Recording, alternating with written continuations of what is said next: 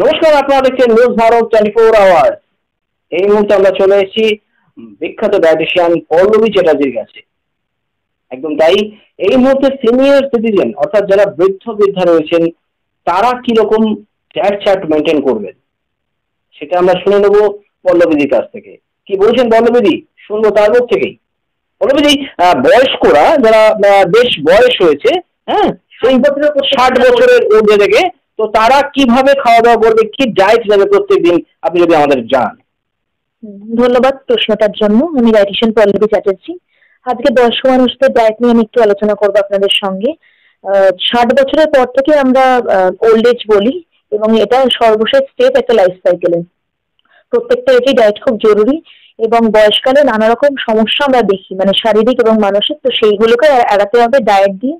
এবং আমরা প্রথমে বলি ইজিলি ডাইজেস্টেবল এবং নরম খাবার দিতে, মানে যেটা সহজ পাচ্ছ, কারণ বয়স্ক মানুষদের হজমের গোলযোগটা লেগেই থাকে এবং দাঁতের সমস্যা থাকে, কারণ দাঁত পড়ে যায়, দাঁত নড়ে বা ডেঞ্চার থাকে।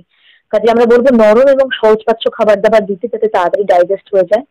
আর রাত্রিবেলা ডিনারটা অন্তত 8:30 থেকে 9টার মধ্যে হালকা ডিনার করতে এবং রাত 11টার মধ্যে ঘুমিয়ে পড়তে, যাতে কোনো অ্যাসিডের সমস্যা না হয়।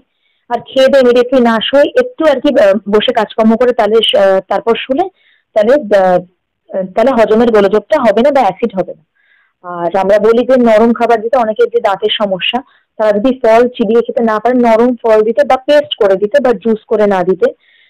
বাদাম আমরা জানি হেলদি ফ্যাট, বাদাম খেতে অসুবিধা হতে পারে, তাহলে বাদাম গুঁড়ো করে বিভিন্ন খাবারে মিশিয়ে দিলে আমরা হেলদি ফ্যাটসটাও পেতে পারি।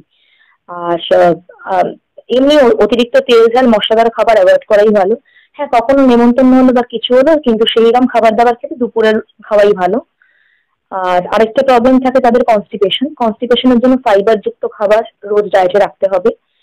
তাদের আরেকটা প্রবলেম থাকে ডিপ্রেশন এবং লোনলিনেস। তাদের বেশিরভাগের ছেলেমেয়েরাই বিদেশে থাকে বা বাইরে থাকে বা সময় দিতে পারে না, এবং তারা আফটার রিটায়ারমেন্ট তারা বড় একা হয়ে যায়। তো একটু গান শোনা, একটু গার্ডেনিং করা, একটু নিজেরা দুজন থাকলে নিজেদের মধ্যে একটু গল্প করা, কোথাও বেরিয়ে আসা, এরকম ভাবেই তারা তাদের সময় খায়। একটা কথা বলতে ভীষণ ইচ্ছে করছে যে আমরা বারবারই কিন্তু শুনেছি যে কিভাবে ডায়েট করবে, এটা একটা বেশ প্রবাদ আছে। আমার জানা, আমি আপনাকে শেয়ার করি কথাটা। সেটা হচ্ছে সকালের জলখাবারটা এরকম বোধহয় হওয়া উচিত যে রাজপুত্রের মতো, আর তারপরে দুপুরের খাওয়াটা হওয়া উচিত রাজার মতো, আর সন্ধ্যের ডিনারটা হওয়া উচিত মধ্যবিত্তের মতো, আর রাতের ডিনারটা হওয়া উচিত একেবারে ভিখারির মতো। আমি কি ঠিক বললাম? যে সকালের খাওয়াটা একদম ভালো খেতে হবে, তারপর দুপুরেরটা একটু কম ভালো, তারপরে বিকালেরটা আরেকটু কম ভালো, আর রাতেরটা একদম কমা, তাই কি?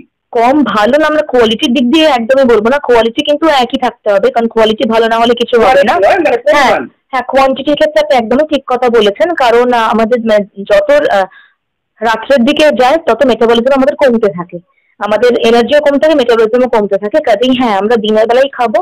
আর আমরা মানে অনেক বয়স্ক মানুষদের অনিদ্রা বা ইনসমনিয়া থাকে, সেক্ষেত্রে আমরা বলি যে সারাদিনে ম্যাক্সিমাম চা কফি, মানে ম্যাক্সিমাম 2 কাপ খেতে এবং সন্ধ্যে 6টার পর সেটা না খেতে। আর অনিদ্রার জন্য আমরা বলি যে ডিনারটা আর্লি করে রাত 11টার মধ্যে শুয়ে পড়তে এবং তার আধ ঘন্টা আগে মানে ফোন টিভি সেগুলো অফ করে দিতে। রাত্রে নিউজ শুনে শুতে না দিতে, কারণ নিউজে এত উত্তেজনা জিনিস থাকে, তাই তারা উত্তেজিত হয়ে যাবেন এবং সেক্ষেত্রে তাদের ঘুমটা আসবে না। আর ঘুম যদি না আসতে চায়, একটু লাইট ইনস্ট্রুমেন্টাল মিউজিক এরকম কিছু শোনা যেতেই পারে। তবে কোনো স্ট্রেসফুল জিনিস শুনবেন না। আর স্ক্রিন টাইমটা অফ করে দিতে হবে। চা কফি সন্ধ্যে 6টার পর যেন না খাওয়া হয়, তাহলে আশা করি ঘুমটা আসবে। এবং 7 থেকে 8 ঘন্টা রাতে ঘুমানোটা খুবই জরুরি শরীরের জন্য। আর বয়স্কদের যেটা সমস্যা, যেটা আপনি বললেন একটু আগেও, যে কনস্টিপেশনের সমস্যা থাকে বয়স্কদের, সেই ব্যাপারটা থেকে কি করে তারা মুক্তি পেতে পারে, বা তারা প্রত্যেকদিন কতটা জল খাবে সেটাও যদি বলে দেন।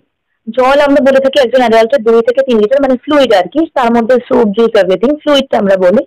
হ্যাঁ, তবে 2 থেকে 3 লিটার, কিন্তু যদি তাদের কোনো ফ্লুইড রেস্ট্রিকশন না থাকে, তো সেক্ষেত্রে নর্মাল অ্যাডাল্টের জন্য 2 থেকে 3 লিটারটাই বলা হয়। আর ফাইবার সমৃদ্ধ খাবার খেতে বললাম কনস্টিপেশন এড়ানোর জন্য। সেটা স্যালাড, শাক, সবজি, যেরকম বললাম ফল, যাদের দাঁতের অসুবিধা তারা গ্রাইন্ড করে বা পেস্ট করে খেতে পারেন, কিন্তু জুস করে নয়। বা স্প্রাউটস খেতে পারেন, মানে এইগুলো ফাইবার রিচ, এইগুলো মানে ন্যাচারালি মানে স্টুলটা পাস করাতে সাহায্য করবে। আর হাড়ের সমস্যা দেখা যায়, হাড় কমজোরি হয়ে যায় এবং অস্টিওপোরোসিস, এইগুলো তার জন্য ক্যালসিয়াম সমৃদ্ধ খাবার খেতে হবে। আর শুধু ক্যালসিয়াম সমৃদ্ধ খাবার খেলে যাবে না, তার সঙ্গে ভিটামিন ডি সমৃদ্ধ খাবারও খেতে হবে, না তো ক্যালসিয়াম অ্যাবজর্পশন হবে না। তো সেক্ষেত্রে আমরা বলবো রাগি, পালং শাক, দুধ এবং দুধের প্রোডাক্ট, দই, ছানা, পনির, এইগুলোকে রোজই ডায়েটে রাখতে। প্রোটিনটাও রাখতে, চর্বিহীন প্রোটিন যেরকম মাছ, চিকেন, ডিমের সাদা, আর আর প্লান্ট প্রোটিনের মধ্যে ডাল, সয়াবিন এগুলোকে রোজকার ডায়েটের রাখাটাই উচিত। আর এমনি যেরকম কার্বোহাইড্রেটস এর মধ্যে হোল গ্রেন কার্বোহাইড্রেটস আমরা বলি রিফাইনটা যতটা অ্যাভয়েড করা যায়। চিনির ব্যবহার করি, একটু গুঁড়ো ইউজ করা যেতেই পারে। হ্যাঁ, তবে অনেকের প্রশ্ন থাকে যে আমরা সুগার ফ্রি ইউজ করবো কিনা, কিন্তু সেটা একেবারেই নয়। অর্থাৎ সুস্থ থাকতে, ভালো থাকতে কিন্তু আপনাদের যোগাযোগ করতে হবে এরকম একজন ডায়েটিশিয়ানের সাথে। আপনি যোগাযোগ করতেই পারেন, আপনারা যোগাযোগ করতেই পারেন পল্লবীদির সাথে, পল্লবী চ্যাটার্জি। আমরা একটু জেনে নেবো যে পল্লবীদি কোথায় কোথায় ঠিক বসছেন এই মুহূর্তে, কোথায় কোথায় পল্লবীদিকে পাওয়া যাবে, আমরা জেনে নেবো।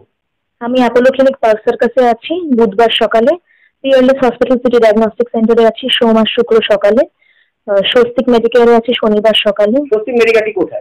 রাসবিহারীর কাছেই, এসপি মুখার্জি রোডের ওপরই। আর মেডি হেলথ পয়েন্ট যাদবপুরে আছি, যাদবপুর এডিবি বাস স্ট্যান্ডের কাছে, বুধবার ইভিনিং এ। থার্সডে ইভিনিং এ আছি এবি পলিক্লিনিক, নেতাজি ভবন মেট্রো গেট নাম্বার 4 দিয়ে বেরোলেই একদম পাশে। এরকম কয়েকটি জায়গায় আপাতত বসছি আমি।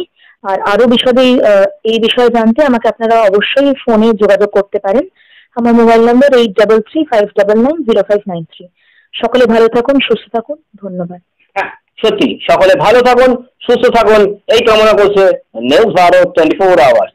আর এইরকম মজাদার মজাদার খবর পেতে এবং কিভাবে সুস্থ থাকবেন জানতে অবশ্যই চোখ রাখতে হবে নিউজ ভারত 24 আওয়ার্সের পর্দায়।